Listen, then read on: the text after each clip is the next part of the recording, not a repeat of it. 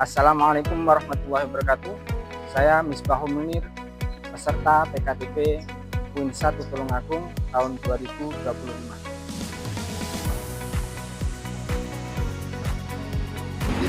Assalamualaikum warahmatullahi wabarakatuh. Waalaikumsalam warahmatullahi wabarakatuh. Ini kita akan membahas tentang metode Tafsir. Sebelum kita mulai perkuliahan ini, mari kita berdoa agar perkuliahan kita nanti dapat lancar dan mendapatkan ridho dari Allah SWT. Amin. Mari kita berdoa dengan membaca Al-Quran ala Rasulullah.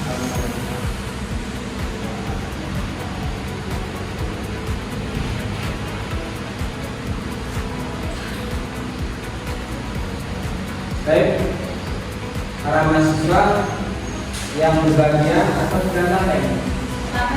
Oke, sebelum kita mulai, alhamdulillah saya absen dulu ya, agar tahu siapa yang datang atau yang tidak. Oke, dimulai dari Mbak Sita. Sudah hadir. Mbak Airin. Oke, Mbak Ria. Oke, kalau semuanya hadir ya, hadir ya. Baik, terima kasih. Untuk selanjutnya, sebelum kita mulai, untuk menghilangkan capek, sudah berapa kali tadi?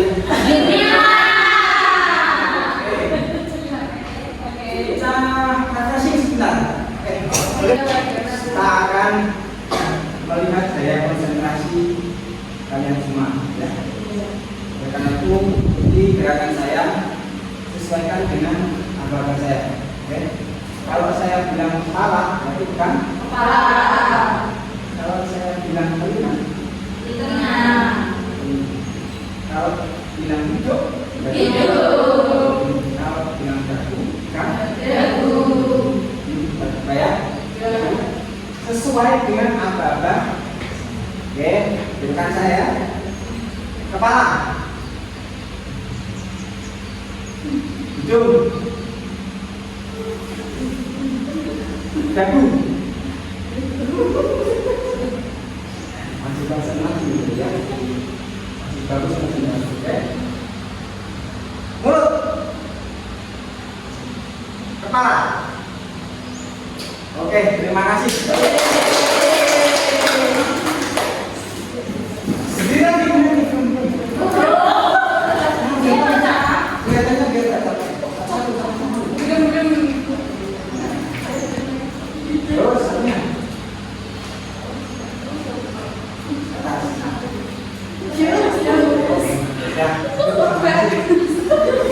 Sebelum mulai, kita akan merefleksi materi yang lalu ya, bahwa kita sudah menjelaskan apa itu tafsir, apa itu metode tafsir. Ada yang masih nggak tahu apa tafsir? Coba angkatan. Tafsir itu apa? Yang bisa saya kasih permen. Ya, Mbak Sita. Tafsir itu seperti penjelasan dari suatu lafaz. Jadi ketika ada lafaz yang mungkin maknanya itu kurang jelas atau kurang mengena atau mungkin ada makna lain, nah itu bisa ditafsiri atau dijelaskan. Baik, terima kasih. Ada yang mau nambahin? Baik. Tafsir adalah ilmu yang untuk mempelajari ayat Al-Quran, untuk menjelaskannya atau mengetahui makna dari ayat tersebut. Oke, terima kasih yang benar. Ada lagi yang mau tambahan? Tafsir itu kalau kita teruskan ke materi yang dulu, bahwa upaya atau suatu usaha untuk mengungkap makna. Usaha atau upaya untuk mengungkap satu makna Quran, untuk mengetahui apa yang dimaksud dari ayat. Oke, terima kasih. sekarang kita akan mempelajari materi selanjutnya, yaitu metode tafsir maudhu'i. Dan kita tahu bahwa beberapa metode itu ada beberapa macam. Ada metode tafsir ijmali, ada taklidi, ada muqarin, dan ada maudhu'i. Maudhu'i biasanya disebut dengan tafsir tematik. Kenapa disebut dengan tafsir tematik? Karena pengelolaannya biasanya sesuai dengan tema. Katakan Mbak Sita. Nah, Mbak Sita ya. Karena pengelolaannya biasanya sesuai dengan tema. Sesuai dengan tema-tema yang lain. Oke, baik, terima kasih Mbak Sita. Baik, ingat ya, tafsir maudhu'i atau metode tafsir maudhu'i itu adalah suatu metode untuk mengungkap makna Al-Quran sesuai dengan tema yang ditentukan. Saya beri contoh, salah satunya adalah tema yang banyak sekali digunakan itu seperti manusia, kemudian ada ekologi lingkungan, kemudian ada hijab ataupun yang lainnya. Itu sesuai tema. Maka mari kita lihat apa toh sebenarnya tafsir maudhu'i secara definitif. Oke, bisa dibaca ya.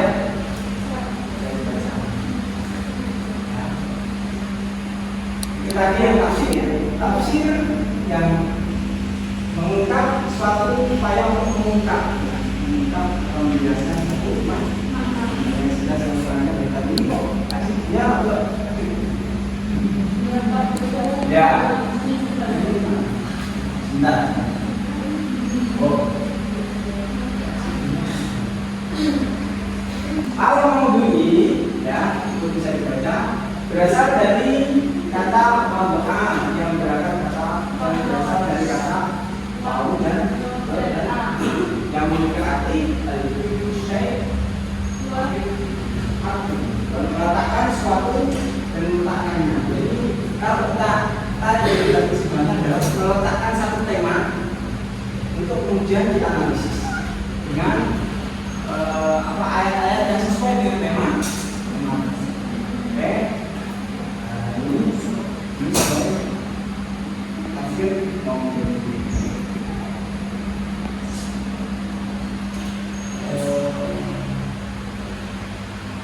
Oke, tafsir maudhu'i, metode tafsir maudhu'i itu terbagi menjadi dua cara membahas tafsir maudhu'i atau cara melakukan suatu kegiatan tafsir maudhu'i atau menggunakan tafsir maudhu'i. Yang pertama adalah pembahasan mengenai satu surat secara menyeluruh dan itu dengan menjelaskan maksudnya yang bersifat umum dan khusus. Kemudian menjelaskan korelasi antara berbagai masalah yang dikandungnya sehingga surat itu tampak dalam bentuknya yang betul-betul utuh dan sama. Jadi maudhu'inya itu adalah satu surat. Tema satu surat tertentu seperti surat Al-Alaq ada dalam satu pembahasan itu sudah namanya tafsir maudhu'i atau tema.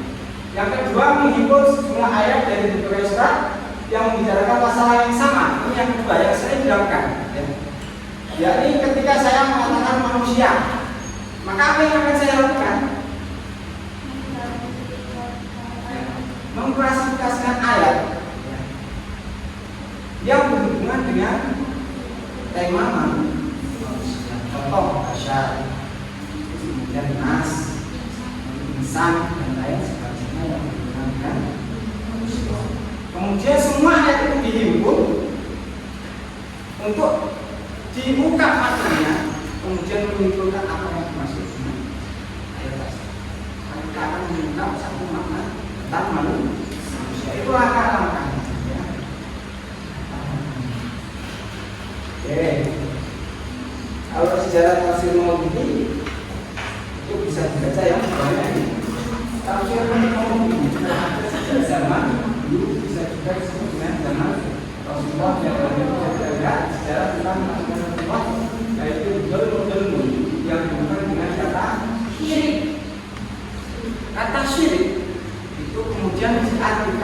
dengan cara tematik. Jadi embrionya sudah ada di zaman Rasulullah. Jadi kalau kita lihat tafsir, kalau bedanya dengan tafsir tadi itu beda.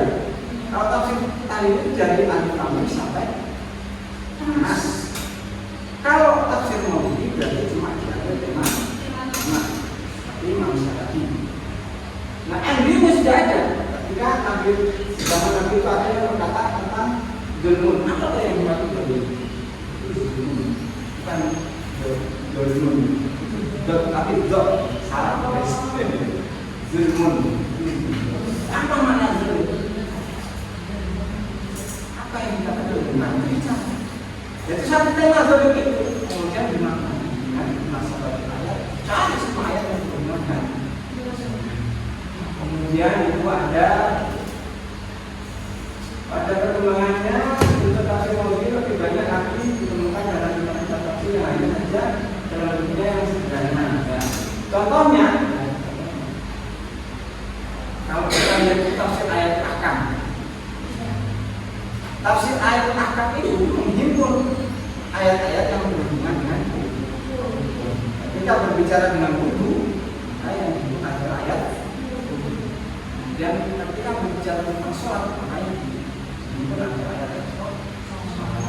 Klasifikasi tafsir Maududi ini atau pencetus adalah ini ya. Tapi sebenarnya itu menurut penulisan saja. Tapi yang melaksanakan adalah Muhammad. Itu menurut saya adalah nanti kalau memang ada kesalahan bisa dikoreksi ya. Tidak apa-apa, suatu teori itu sifatnya dinamis ya, bisa salah, kemudian bisa benar. Suatu saat bisa salah, maka bisa dikoreksi. Oke. Bagaimana kita melakukan langkah-langkah tafsir Maududi? Gimana? Yang pertama adalah memilih atau menetapkan masalah yang akan dikaji secara tematik. Katanya. Jadi makanya bagaimana? Kalau contohnya, ini ada. Jadi menentukan tema yang sekarang seumpama yang sedang populer.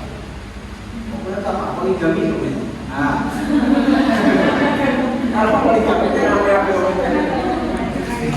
Sama poligami. Loh, oke, seumpama poligami. Maka ayat-ayat yang terkait dengan pernikahan itu dikumpulkan kemudian membahas terkait tentang poligami. Ada lagi seumpama hijab atau kerudung ya,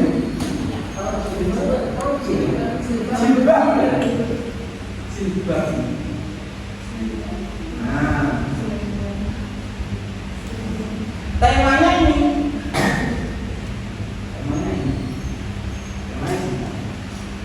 Kalau kita lihat di sini, maka sudah terpenuhi nomor 1 ya. Ini jilbab. Kemudian langkah kedua adalah melacak ayat. Jadi di sini ayat diklasifikasikan ya. Klasifikasi ayat berapa? Ayat berapa? Oke. Yang berhubungan dengan jilbab. Kemudian melacak atau menyusun ayat-ayat tersebut secara runtut menurut kronologi masa turunnya. Nah, ini bisa dilakukan, yaitu sesuai dengan tertib mencarinya dengan cara asbabun. Maka ditentukan mana yang lebih dahulu, mana yang diakhirkan untuk mencari hukum dari apakah itu nanti dinasih atau dinasih, ya, dinasih atau mana. Kemudian sebenarnya mengetahui korelasi ayat tersebut dengan satu ayat, ada hubungan antara ayat. Kemudian menyusun pembahasan yang sesuai dengan sistem secara akur, melengkapi pembahasan menggunakan hadis sebagai penjelas. Jadi bukan ada ini. Salah satu fungsinya untuk menjelaskan. Maka digunakan juga untuk menjelaskan apa maksud dari ayat al.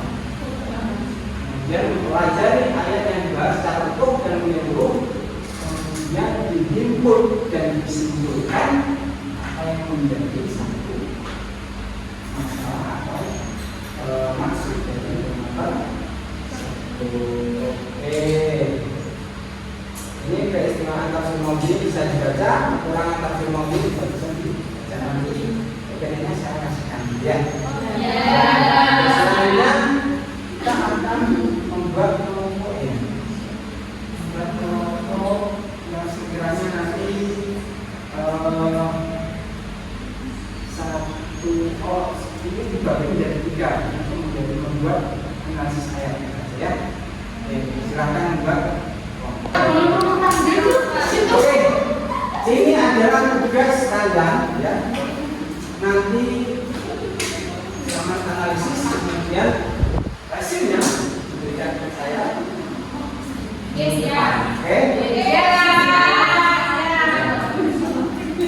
Silakan bagi kelompok. Oke. Ya. Baik, terima kasih. Saya ucapkan pertemuan kali ini kita selesaikan sampai sini saja ya. Semoga apa yang bisa dapatkan hari ini bermanfaat. Kita berdoa. Sebelum kita tutup, marilah bersama kita membaca hamdalah.